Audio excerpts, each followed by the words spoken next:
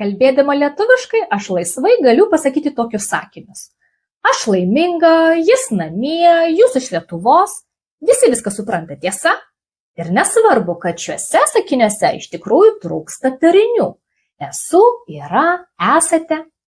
Versdami panašius sakinius į anglų kalbą, lietuviakalbiai irgi mėgsta praleidinėti veiksmažodžius, sakydami pavyzdžiui, I happy, he at home, you from Lithuania. O to daryti anglų kalboje jokių būdų negalima. Gramatiškai taisyklingas sakinys privalo turėti veiksmažodį. Todėl galime čia sakyti tik tai šitaip. I am happy, he is at home, you are from Lithuania. Sakytinėje kalboje pilnos veiksmažodžio formos žinoma sutrumpėja ir vietoj I am girdime I'm,